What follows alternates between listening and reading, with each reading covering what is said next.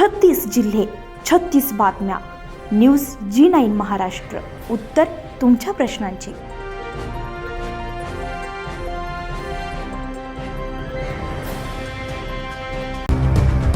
मनरेगा अंतर्गत 2 कोटी रुपयांचा निधी मंजूर असलेल्या गावाच्या मुख्य रस्त्याचे बांधकाम करण्यास दिरंगाई केल्या जात असल्याचं कारण समोर करून दिलेल्या अल्टिमेटमनुसार आज 21 ऑगस्टपासून ग्रामपंचायतच्या पदाधिकाऱ्यांकडून उपोषणाला सुरुवात करण्यात आली आहे. सार्वजनिक बांधकाम विभाग आणि ग्रामपंचायत सदर विषयावरून आमनेसामने आल्यामुळे याबद्दल काय निर्णय लागतो याकडे संपूर्ण गावकऱ्यांचं लक्ष लागलंय. येथील बस स्टँड ते आर्य समाज मंदिर चौकपर्यंत असलेल्या 500 मीटर लांबीच्या रस्त्याची स्थिती खूपच दयनीय झाली आहे. याबाबत ग्रामपंचायतने सदरचा रस्ता हा सिमेंट कॉन्क्रीट करण्यासंदर्भात मासिक सभेत ठराव मंजूर केला होता.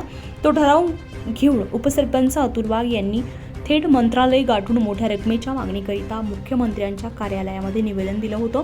त्यानंतर शासनाकडून मनरेगा अंतर्गत या कामावर 2 कोटी रुपयांचा निधी मंजूर करण्यात आला होता. त्यानुसार सार्वजनिक बांधकाम विभागानं तहसील स्तरावरून रस्ता बांधकामाचे अंदाजपत्रक तयार करून त्याला प्रशासकीय मान्यता घेऊन कंत्राटदाराला कामाचं वाटप सुद्धा केलं होतं. परंतु असं असताना मात्र प्रत्यक्षात कामाला सुरुवात करण्यास एका कारणावरून दिरंगाई केली जात होती. पावसाळ्यामध्ये या रस्त्यावर खूप मोठमोठे खड्डे पडून लहान मोठ्या अपघाताची मालिका सुरू झाल्यानंतर गावकऱ्यांच्या संतापाचा सामना ग्रामपंचायतच्या पदाधिकाऱ्यांना दररोज करावा लागतोय. तेव्हा सदरच्या रस्त्याचे तातडीने बांधकाम सुरू करावे अशी तोंडी तथा लेखी मागणी ग्रामपंचायतकडून सार्वजनिक बांधकाम विभागातील अधिकाऱ्यांना वारंवार केली जात होती. परंतु असं असतानाही मात्र त्यांच्याकडून दिरंगाई होत असल्यामुळे अखेर ग्रामपंचायतने आमरण उपोषणाची शस्त्र उभारून बांधकाम विभागाला 20 ऑगस्टपर्यंत रस्त्याचे बांधकाम चालू न केल्यास 21 ऑगस्टपर्यंतपासून उपोषणाला बसण्याबाबत इशारा दिला होता.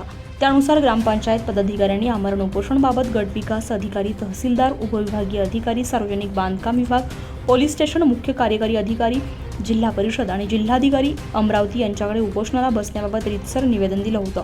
ग्रामपंचायत कार्यालयाच्या समोर सरपंच सौ नंदा राऊत, उपसरपंच अतुल वाट, ग्रामपंचायत सदस्य सुनंदा वानरे, संध्या वडतकर, अरुण लिहरे, सचिन जरोले, योगेश मोहोड, शोभा काळे, दीपाली मामनकर, रुपाली वर्मा आणि सीमा दांडगे यांनी उपोषणाला सुरुवात केली आहे. सदर उपोषण मंडपाला गावातील सर्व स्तरातील लोकांनी भेट देऊन आपले जाहीर पाठिंबा दर्शवलाय.